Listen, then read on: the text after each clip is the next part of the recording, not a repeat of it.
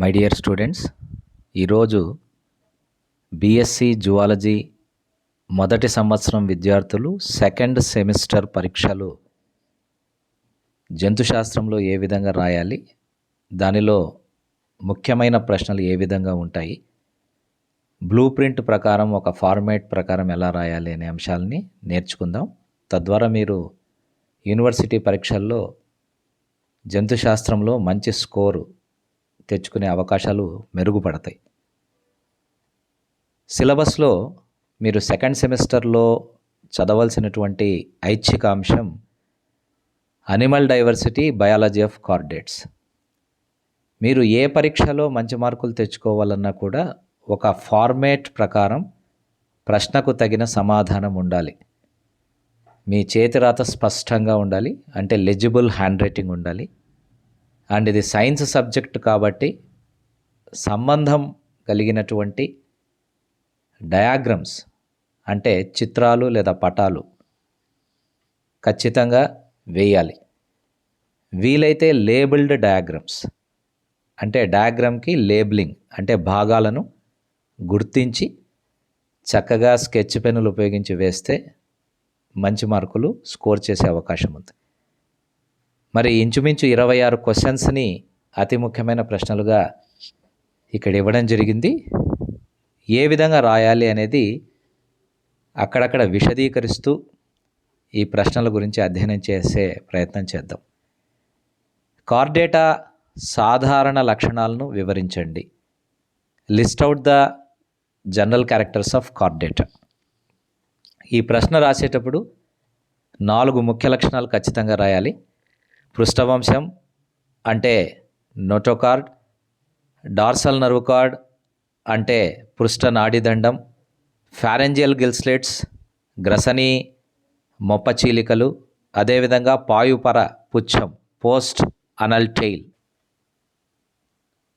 పృష్ఠవంశం మధ్యస్థ్వచం నుంచి వచ్చింది అనే పాయింట్, అదేవిధంగా డార్సల్ నర్వ్ కార్డ్ అంటే పృష్ఠ నాడిదండం బాహ్యస్త్వచం నుంచి వచ్చింది అనేటటువంటి పాయింట్ మెన్షన్ చేయాలి. వీలైతే పృష్ఠవంశం లోపల ఉన్నటువంటి రిక్తికామయ కణాలను పటం రూపంలో చూపిస్తే మంచిది. తర్వాత ఈ 4 ముఖ్య లక్షణాలు రాసిన తర్వాత బైలేటరల్ సిమెట్రీ అంటే ద్విపార్శ్వ సౌష్ఠవము, 2 నుంచి 4 గదుల గుండె, ఇంటర్నల్ మెటామరిజం అంటే అంతరఖండీభవనం ఏ విధంగా ఉంటుంది, అండ్ క్రియాటిన్ పాస్పేట్ అనే కండర పాస్పోజన్ ఏ విధంగా ఉంటుంది, ఇండిటర్మినేట్ క్లీవేజ్ ఏ విధంగా అంటే అనిర్ధారిత విదళనం ఎలా జరుగుతుంది, ఈ పాయింట్స్ అన్నీ మెన్షన్ చేస్తే మంచి మార్కులు వస్తాయి. ఇక సెకండ్ క్వశ్చన్, కార్డేటా వర్గీకరణ గురించి వ్యాసం రాయండి. Write an essay on the classification of Chordata. అంటే how many groups are there in the Chordata, like Urochordata, Cephalochordata, Vertebrata, and how vertebrata is again divided based on the presence and absence of jaws into Agnatha and Gnathostomata. ఏనేతాలో ఏ విధంగా Cyclostomata and మరియు ఆస్ట్రకోడర్మీ వచ్చాయి, నేతోస్టోమేటా కింద ఏ ఏ విభాగాలు ఉన్నాయి, అంటే ఏ ఏ సమూహాలు ఉన్నాయి, అంటే చేపలు, ఫిషెస్, ఉభయచరాలు, ఆంఫీబియన్స్, సరీసృపాలు, రెప్టైల్స్, పక్షులు, ఏవ్స్, క్షీరదాలు, మ్యామల్స్. ఇలా ఒక ఫ్లో చార్ట్ వేస్తే ఈ క్వశ్చన్కి ఆన్సర్ ఇవ్వడం చాలా ఈజీ అండ్ కరెక్షన్ చేయడం కూడా ఎగ్జామినర్కి ఈజీగా ఉంటుంది. తిరోగామి రూప విక్రియ గురించి వ్యాసం రాయండి. Retrogressive metamorphosis. దీంట్లో ఫస్ట్ డెఫినేషన్ ఇవ్వండి.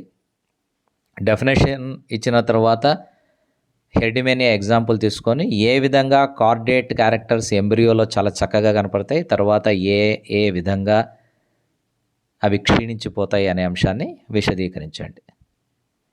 ఇక్కడ డెఫినేషన్ చాలా ఇంపార్టెంట్. తిరోగామి రూప విక్రియ లేదా రిట్రోగ్రెసివ్ మెటామార్ఫోసిస్ నిర్వచనం చాలా ఇంపార్టెంట్. తరువాత ప్రశ్న, పెట్రోమైజాన్ మరియు మిక్సిన్ల మధ్య సాదృశ భేదాలను తెలపండి. దీంట్లో పెట్రోమైజాన్ సాధారణ నామము, మిక్సిన్ సాధారణ నామము, పెట్రోమైజాన్ ప్రదర్శించే వలస, మిక్సిన్లో ఉన్నటువంటి టైప్ ఆఫ్ ఫీడింగ్, వీటి మధ్య ఉన్నటువంటి చాలా స్పష్టమైన భేదాలు ఒక పట్టిక రూపంలో రాస్తే మంచిది. హెర్డిమేనియా జీవిత చరిత్ర గురించి వ్యాసం రాయండి. Write an essay on the life history of Herdmania, and life cycle should be represented in the form of a diagram. అంటే జీవిత చరిత్రను ఒక డయాగ్రామ్ రూపంలో చిత్రీకరిస్తే మంచి మార్కులు వస్తాయి. సైక్లోస్టొమాటా సాధారణ లక్షణాలను వివరించండి. List out the salient features of Cyclostomata. అసలు సైక్లోస్టొమాటా అనే పేరు ఎలా వచ్చింది, గుండ్రటి నోరు ఎలా ఉంటుంది, ఇది చూషకంలాగా ఎలా పనిచేస్తుంది, అద్వంద్వ వాజాలు ఏ విధంగా ఉంటాయి అంటే అన్పెయిర్డ్ ఫిన్స్ ఏ విధంగా ఉంటాయి, ఎన్ని మొప్ప కోష్టకాలు ఉంటాయి అంటే గిల్ స్లిట్స్ ఎన్ని ఉంటాయి, వీటి డింబక దశలేవి, ఇలాంటివన్నీ కూడా ప్రస్తావించవచ్చు. యూరోకార్డేటా సాధారణ లక్షణాల గురించి వివరించండి.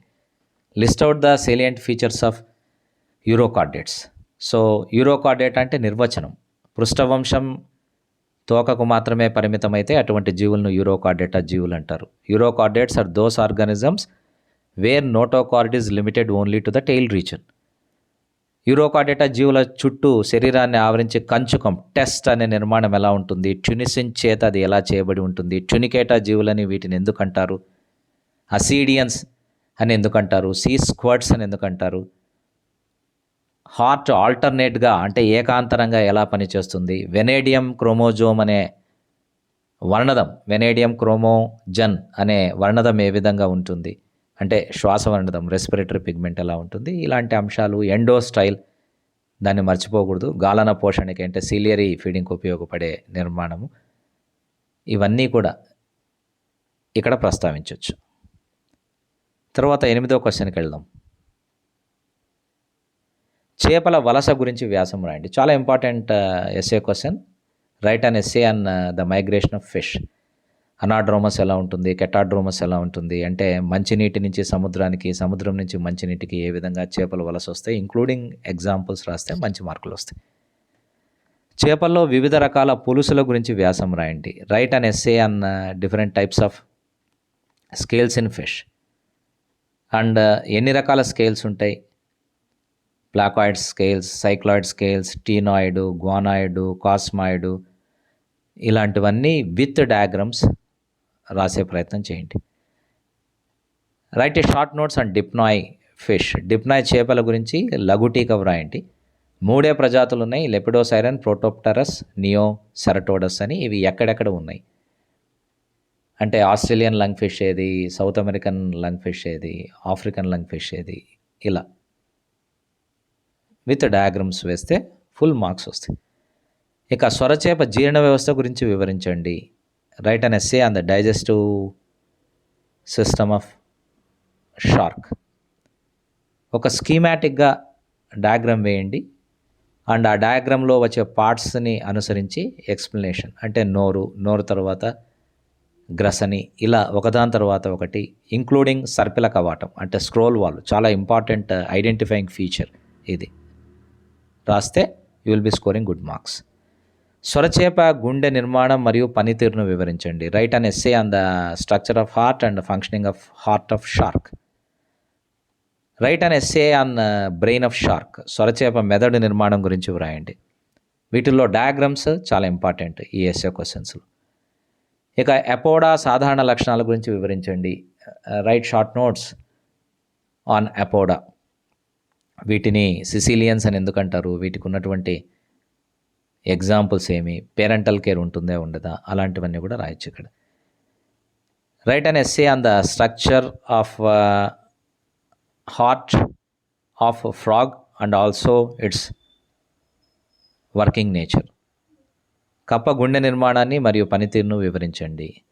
Write an essay on the structure and functioning of heart of frog.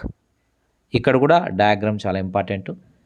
ఏ విధంగా ఇన్కంప్లీట్ డబుల్ సర్క్యులేషన్ జరుగుతుంది, how many auricles are there and how many ventricles are there, how many chambered heart is present in frog, whether it is double circulation or single circulation, ఇన్కంప్లీటా కంప్లీటా అంటే double circulation ఎలా ఉంటుంది అనేది రాస్తే will be scoring very good marks here. Okay, let us go to the next question. కప్ప జీర్ణ వ్యవస్థ గురించి వ్యాసం రాయండి. Write an essay on the digestive system of frog. You start with mouth and end with anus and how mouth is guarded by jaws అంటే నోరు నిర్మాణం ఎలా ఉంటుంది, ఏ దవడలో దంతాలు ఉంటాయి, ఎటువంటి దంతాలు ఉంటాయి, దంతాల యొక్క నిర్మాణం ఎలా ఉంటుంది, దంతాల యొక్క పనితీరు ఎలా ఉంటుంది, బకోఫారెంజియల్ క్యావిటీ ఆస్య గ్రసనీ కుహరం ఎలా ఉంటుంది, తర్వాత జీర్ణాశయం ఏ విధంగా ఉంటుంది, how many types of digestive glands are there in the stomach of frog, and how will be the structure of duodenum. So like that you have to explain one after another. కెలోటిస్ జీర్ణ వ్యవస్థ గురించి వివరించండి. ఇక్కడ కార్డేటాలో ఒకదాని జీర్ణ వ్యవస్థ గురించి బాగా నేర్చుకుంటే almost you can extrapolate the same facts to other animals digestive structure also, because almost the digestive system of chordates are designed on a definite and comparative plane. ఒక కంపారిటివ్ ప్లేన్లో లేదా ఒక డెఫినెట్ ప్లాట్ఫామ్లో ఉంటుంది. So you can make a comparative study of all these things of course. సరీసృపాల పుర్రె గురించి వ్యాసం రాయండి. Write an essay on the skull of reptiles. Synapsid అని, డయాప్సిడ్ అని, అనాప్సిడ్ అని వాటి డయాగ్రామ్స్ వేస్తే you will be scoring very good marks. విషయుక్త మరియు విషరహిత సర్పాలను గుర్తించే విధానాన్ని వివరించండి. అండ్ దీన్ని ఇంగ్లీష్లో ట్రాన్స్లేట్ చేస్తే right an essay on the identification of poisonous and non poisonous snakes. Poisonous snakes, non poisonous snakes differentiation కోసం ఏమేమి చూడాలి అంటే ఏ పార్ట్స్ చూడాలి. తోక అంటే టెయిల్, తర్వాత స్కేల్స్లో వర్టిబ్రల్స్, వెంట్రల్స్ ఏ విధంగా ఉంటే పాయిజనస్, ఏ విధంగా ఉంటే నాన్ పాయిజనస్ రాయాలి. హెడ్ ఎలా ఉండాలి అంటే తల, దాంట్లో సూప్రాలేబియల్స్, ఇన్ఫ్రాలేబియల్స్ ఎలా ఐడెంటిఫైయింగ్ ఫీచర్స్గా సర్వ్ చేస్తాయి అంటే సహకరిస్తాయి. అండ్ కొరికినప్పుడు పడే గుర్తులు ఒకటి ఉంటే లేదా రెండు ఉంటే లేదా అనేకం ఉంటే ఏ విధంగా మనం ఐడెంటిఫై చేయొచ్చు విషయుక్తంగా, విషరహితంగా. So like that you have to prepare a chart and you try to write this question in the form of a chart and also in the form of small paragraphs. సాధారణంగా ప్రతి ప్రశ్నకి ఒక flow chart, ఒక diagram, side headings develop చేస్తే మంచిది. Archaeopteryx గురించి లఘు టీకా వ్రాయండి. దీన్ని మెన్షన్ చేసేటప్పుడు ఇది శిలాజ పక్షి అంటే ఫాజిల్ బర్డ్, లిజర్డ్ బర్డ్ అని కూడా అంటారు. ఎలా మిస్సింగ్ లింక్ అయింది, దీని శిలాజం ఫాజిల్ ఎక్కడ దొరికింది, ఈ పాయింట్లు రాస్తే ఒక చిన్న పారాగ్రాఫ్ రాస్తే will be scoring a very good mark. Quill ఈక నిర్మాణం గురించి లఘు టీకా వ్రాయండి. సో ఈకలో ఉన్నటువంటి భాగాలు అంటే feather, different parts of a feather including diagram, this is more important. పావురంలో శ్వాస వ్యవస్థ గురించి వ్యాసం రాయండి. Write an essay on the respiratory system of pigeon. ఇక్కడ ట్రకియా, బ్రాంకై, వాటితో పాటు ఎయిర్ సాక్స్ ఏ విధంగా ఉంటాయి, దీంట్లో పెయిర్డ్ ఎయిర్ సాక్స్ ఎన్ని, అన్పెయిర్డ్ ఎయిర్ సాక్స్ ఎన్ని, డబుల్ వెంటిలేషన్ ఎలా జరుగుతుంది అంటే ద్వంద్వ శ్వాసక్రియ ఎలా జరుగుతుంది, ఈ పాయింట్స్ కొద్దిగా హైలైట్ చేయండి. అండ్ మంచి డయాగ్రామ్ కూడా ఇక్కడ వేయచ్చు regarding the structure of lungs and also arrangement of air sacs. పక్షుల వలస గురించి వ్యాసం రాయండి. Write an essay on the migration of birds.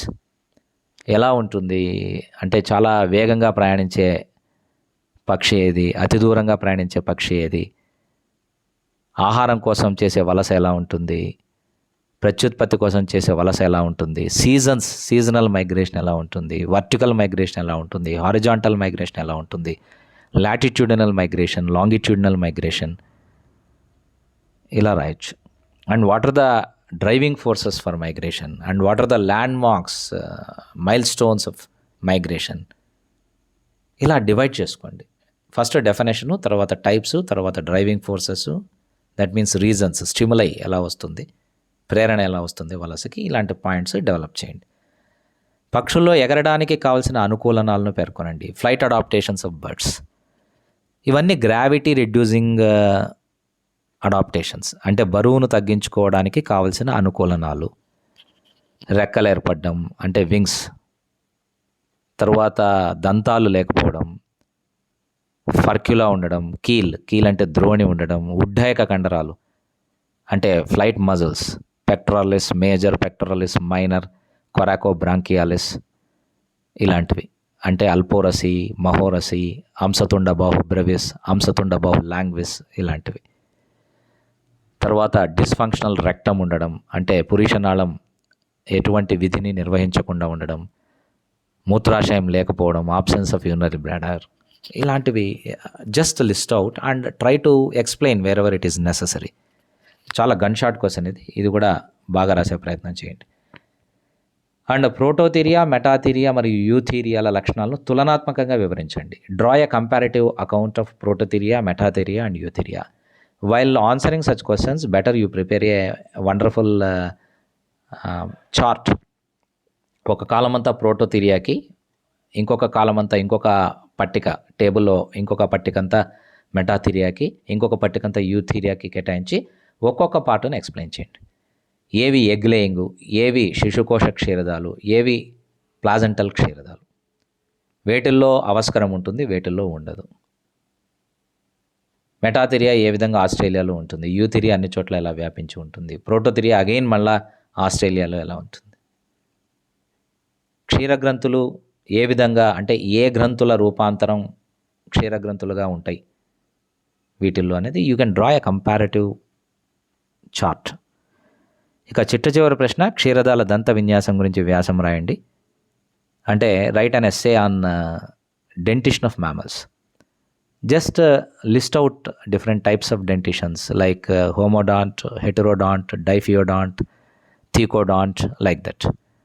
And structure of teeth కూడా, డెంటైన్ ఎలా ఉంటుంది, ఎనామిల్ ఎలా ఉంటుంది, ఒడొంటోబ్లాస్ట్ కణాలంటే ఏమి, అమెలోబ్లాస్ట్ కణాలంటే ఏమి, పల్ప్ క్యావిటీ ఎలా ఉంటుంది, పెరినియల్ టీత్ ఎలా ఉంటాయి, వాటర్ ఇన్సిజర్స్, కెనైన్స్, ప్రిమోలార్స్, మోలార్స్ అంటే కుంతకాలు, రదనికలు, చర్వణకాలు, అగ్రచర్వణకాలు, ఇలా జస్ట్ మీ నోట్లో దంతాలను గుర్తు చేసుకున్నా కూడా, అవి మాత్రం రాసినా కూడా you will be just coming out of the examination hall with a victory symbol. So you try to prepare well for the examination. ఈ 26 క్వశ్చన్స్ నేర్చుకోండి, ఖచ్చితంగా పాస్ అయ్యే అవకాశాలు మెరుగుపడతాయి. ధన్యవాదాలు. All the best.